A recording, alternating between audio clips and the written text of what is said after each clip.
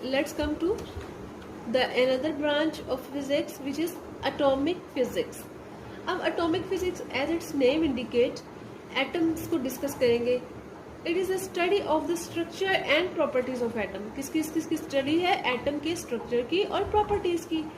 अब इसमें हम देख लेते हैं कि एटम जो है, हमें पता है कि एक टाइनी पार्टिकल है. उसका स्ट्रक्चर कैसा होता है? जैसा कि हमें पता है उसका एक न्यूक्लियस होता है. न्यूक्लियस में क्या होते हैं?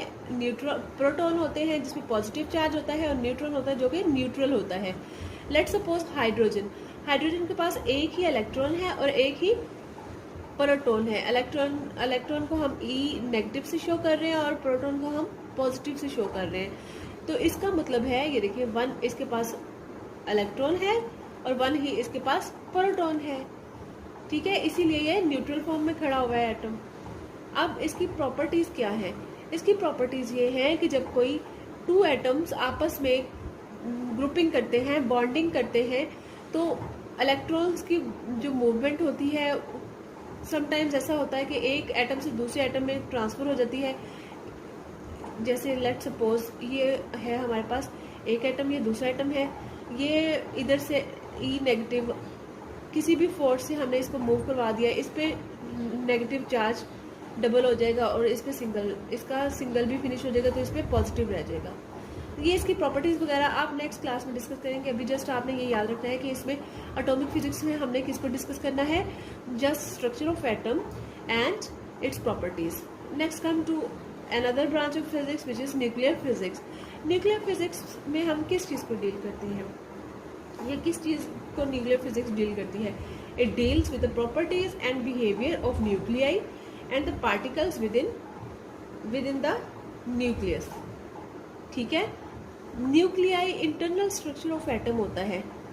इंटरनल स्ट्रक्चर ऑफ एटम ये है न्यूक्लियाई, जिसमें प्रोटॉन होता है, न्यूट्रॉन होता है और इस पे ओवरऑल पॉजिटिव चार्ज होता है, क्योंकि पॉजिटिव चार्ज प्रोटॉन की वजह से होता है, न्यूट्रॉन न्यूट्रल है, इस पे इसकी वजह से कोई फर्क नहीं पड़ता.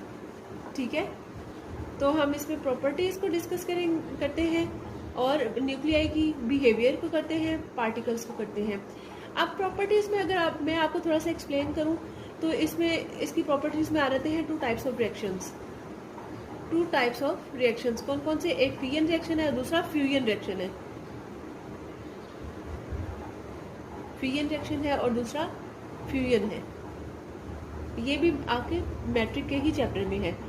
तो इसमें जस्ट आप ये याद रख लें कि इस तरह के फिर इसका बिहेवियर क्या होगा. मतलब फ्यूजन रिएक्शन में क्या होगा?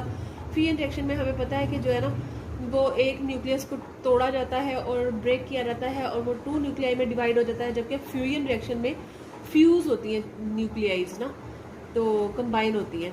तो ये जस्ट आप इतना याद रख लें कि हम न्यूक्लियर फिजिक्स में किसको डील करते हैं? Properties, behaviour and particles. ठीक है, of nuclei. Next come to another branch of physics which is plasma physics. अब हमने ये तो सुना हुआ है कि जो है ना, मैटर की वो कितनी स्टेट्स होती हैं? 3 स्टेट्स होती हैं. कौन कौन सी? Solid, liquid and gas. मगर प्लाज्मा क्या है? Plasma is 4th state of matter. ठीक है, और ये कौन सी स्टेट है? Ionic state. ये आपको एमसीक्यू में आ सकता है, इसलिए इसको आपने याद रखना है. The 4th state of matter is plasma which is it's ionic state. ठीक है, तो इसको हम डिस्कस कर लेते हैं. It is a study of production. ये किसकी स्टडी है? It is a study of production properties of the ionic state of matter. किसी भी मैटर की आयनिक स्टेट की प्रोडक्शन है और फिर उसकी प्रॉपर्टीज क्या होंगी. एक दफा तो स्टेट प्रोड्यूस कर ली हमने, प्लाज्मा आयनिक स्टेट प्रोड्यूस कर ली किसी भी मैटर की, फिर उसके बाद उसकी प्रॉपर्टीज क्या होंगी. इसकी डिस्कशन को क्या कहते हैं? Plasma physics.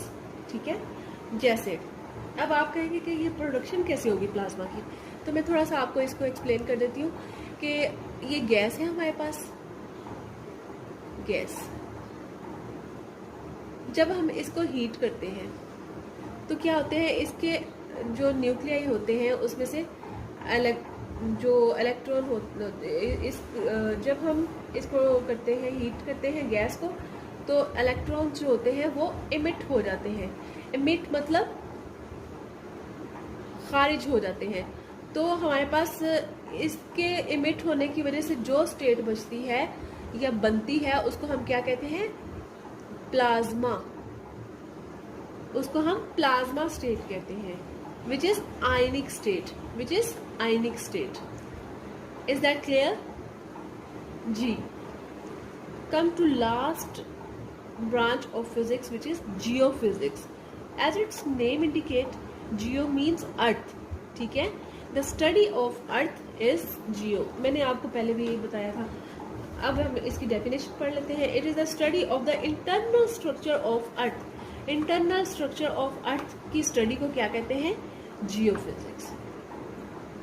Hope so you have cleared all the concepts of our today's topic branches of physics. अगर आपको कोई भी डिफ़िकल्टी हो, ना समझ आ रही हो, तो आप कमेंट में क्वेश्चन कर सकते हैं। मैं इंशाल्लाह उसका रिप्लाई करने की कोशिश करूँगी। So thank you. अल्लाह हाफिज़।